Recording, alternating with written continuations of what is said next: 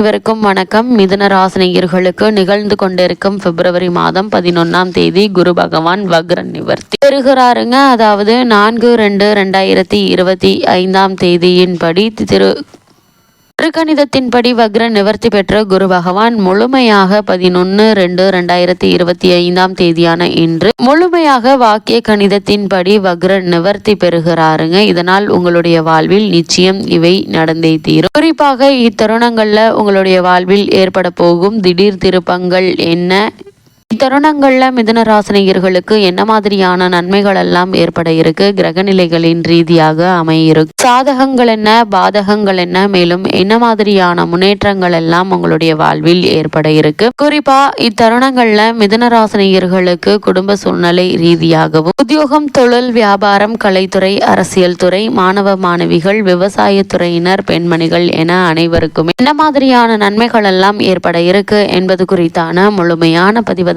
இந்த வீடியோல நம்ம விரிவா பார்க்க போகிறோம். அந்த வகையில இந்த குரு பெயர்ச்சிக்கு முன்னதாக குரு சன்னதியில் கூட்டு பிரார்த்தனைகளை மேற்கொள்ள வேண்டுங்க. ஏனெனில் இந்த குருவானவர் தன்னுடைய பகை கிரகமான சுக்கிரனுடைய வீட்டிற்கு அல்லவா செல்கிறார். அதற்காக நாம் பயப்படவும் தேவையில்லை. குரு பார்க்க கோடி நன்மை என்றும், குரு சேர்ந்தால் கோடி தோஷம் நிவர்த்தி என்றும் ஜோதிட சாஸ்திரம் சொல்கிறது. எதிரியாக இருந்தாலும் எதிரில் வந்து குரு பார்த்தால் பகை உணர்வு மாறி பாச உணர்வு கூடும். எனவே இந்த குரு பெயர்ச்சி எல்லோர் வாழ்விலும் எதிர்பாராத மாற்றங்களையும் ஏற்றங்களையும் வழங்க போகிறது. குரு பார்வை பதியும் இடமெல்லாம் பலம் கொளிக்குங்க. அப்படிப்பட்ட குரு பகவான் மிதுன ராசினியர்களுக்கு விரயஸ்தானமான ரிஷப ராசியில் 11/2/2025 தேதியான இன்று முழுமையாக வக்ர நிவர்த்தி பெறுகிறாருங்க. அதாவது விரயஸ்தானத்தில் சஞ்சரிக்க போகிறார் குரு பகவான். அந்த வகையில நவகிரகங்கள்ல சுப கிரகமான குரு பகவான் ஆண்டுக்கு ஒரு முறை பெயர்ச்சி ஆவார். அவர் இந்த முறை உங்கள் ராசிக்கு விரயஸ்தானத்திற்கு வருவதால் குடும்பத்தில் குழப்பங்கள் ஏற்படுங்க. கொடுக்கல் வாங்கலில் ஏமாற்றத்தை சந்திக்கக்கூடிய ஒரு நிலையும் ஏற்பட இருக்குது. உழைப்புக்கேற்ற ஊதியம் கிடைக்காது. உத்தியோகத்தில் வேலைப்பளு கூடுங்க.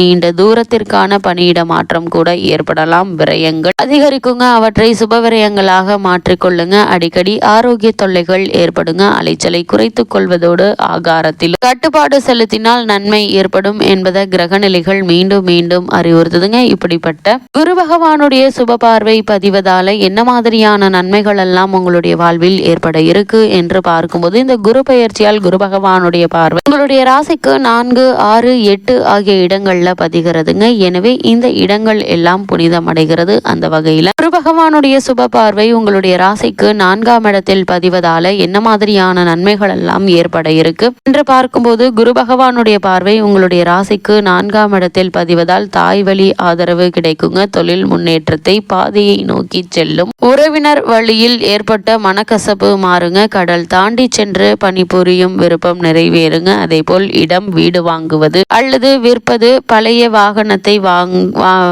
புதிய வாகனம் வாங்குவது சம்பந்தமான முயற்சிகள் கைகூடக்கூடிய ஒரு தருணமா தான் இந்த குரு பகவானுடைய வக்ர நிவர்த்தி அமைஞ்சிருக்குது. அதே போல் மிதுன ராசினியர்களுக்கு குரு பகவானுடைய பார்வை உங்களுடைய ராசிக்கு 6ஆம் இடத்தில் பதிவதால் என்ன மாதிரியான நன்மைகள் எல்லாம் ஏற்பட இருக்கு என்று பார்க்கும்போது, 6ஆம் இடத்தில் குரு பார்வை பதிவதால் ஆரோக்கிய சீர்கேடுகள் அகல, புதிய மருத்துவம் கை கொடுக்குங்க. பொருளாதார பற்றாக்குறை அகலுங்க. அது மட்டும் இல்லாம ஆடம்பர செலவை குறைத்து கொள்வீங்க. பிறர் நலன் கருதி எடுத்த முயற்சிகள்ல ஆதாயம் கிடைக்குங்க. வேலை தேடுபவர்களுக்கு நல்ல ஒரு வேலை அமையுங்க.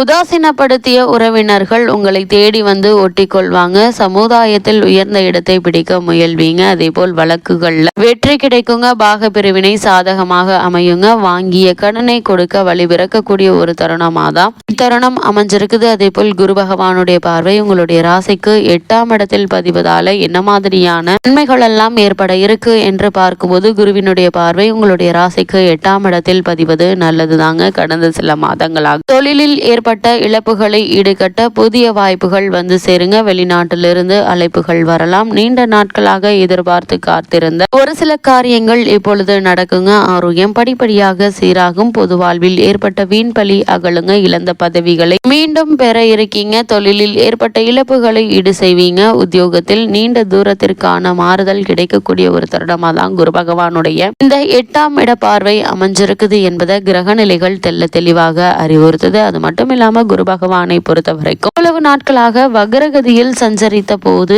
கேந்திரபத்திய தோஷம் பெற்ற கிரகம் வக்ரம் பெறுவது நன்மை என்ற நிலையிலேயே சஞ்சரிப்பார். இதனால் தடைப்பட்ட காரியங்கள் தானாக நடைபெற்றிருக்குங்க. படிப்படியாக முன்னேற்றம் வந்து சேர்ந்திருக்கும். தொழிலில் உத்தியோகத்தில் ஆதாயம் தரும் தகவல்கள் கிடைக்குங்க. கல்யாண வாய்ப்புகள் கைகூடுங்க. ஒருவேளை நீதிமன்றத்தில் நிலுவையில் இருந்த வழக்குகள் முடிவுக்கு வருங்க. தொழில் வளர்ச்சி திருப்தி தரும். புதிய ஒப்பந்தங்கள் வந்து சேருங்க. உத்தியோகத்தில் இடையூறு செய்த மேல் அதிகாரி மாறுதலாகி செல்வாங்க. அது மட்டும் இல்லாம அப்படிப்பட்ட குரு பகவான் வக்ர நிவர்த்தி பெற்று மே மாதம் 11ஆம் தேதி வரை மிருகஸ்ரீஷம் மற்றும் ரோகிணி நட்சத்திர சாரத்தில் சஞ்சரிக்கிறாரு.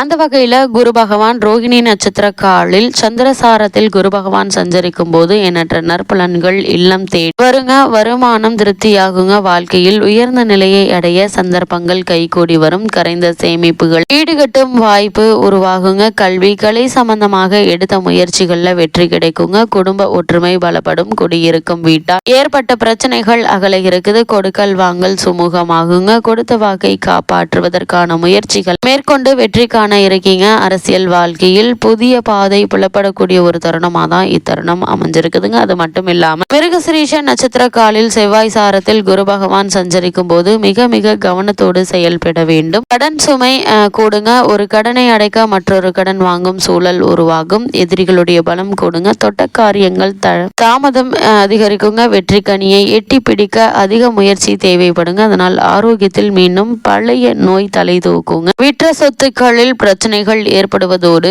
விரயங்களும் கூடுங்க. மன நிம்மதியும் உடன் இருப்பவர்களுடைய ஆதரவும் குறையும். துணிவையும் தன்னம்பிக்கையையும் இழக்காதீங்க. வெளிநாட்டில் பணிபுரிபவர்களுக்கு திடீர் மாற்றம் வரலாங்க. இது போன்ற நேரங்களில் குரு மற்றும் அங்காரகனுக்குரிய சிறப்பு வழிபாடுகளை செய்வது நல்லது. அது மட்டும் இல்லாமல் இந்த குரு பெயர்ச்சி காலகட்டங்கள் மிதுன ராசி சேர்ந்த பெண்மணிகளுக்கு என்ன மாதிரியான நன்மைகள் எல்லாம் உங்களுடைய வாழ்வில் ஏற்பட இருக்கு என்று பார்க்கும்போது இந்த குரு பெயர்ச்சியின் விளைவாக சுப விரயங்கள் அதிகரிக்குங்க. வருமானம் தேவைக்கு ஏற்ப வந்து கொண்டே இருக்குங்க. ஆன்மீக பயணங்கள் ஆர்வம் காட்டுவீங்க. உங்களுடைய பெயரிலேயே அசையும் மற்றும் அசையா சொத்துக்கள் வாங்கும் யோகமும் உண்டுங்க. கணவன் மனைவிக்குள் நெருக்கம் அதிகரிக்கும். பழைய ஆபரணங்களை கொடுத்துவிட்டு புதிய ஆபரணங்கள் வாங்கலாமா என்று சிந்திப்பீங்க. பிள்ளைகளை உங்களுடைய மேற்பார்வையில் வைத்துக் கொள்வது நல்லது. உத்தியோகத்தில் கெடுபிடி அதிகரிக்குங்க. அதனால் கவனமாகவும் எச்சரிக்கையாகவும் இருப்பது அவசியம் என்பதை கிரக நிலைகள் மீண்டும் மீண்டும் உங்களுக்கு அறிவுறுத்துதுங்க. அதே போல இந்த காலகட்டங்களில் ராகு மற்றும் கேதுவினுடைய பயிற்சியும் அமைஞ்சிருக்குது. இந்த ராகு கேது பயிற்சியும் நிகழக்கூடிய காலகட்டங்களில் கேதுவினுடைய பலத்தால உடன்பிறப்புகள் இடையே ஒற்றுமை குறையலாம். உள்ளத்தில்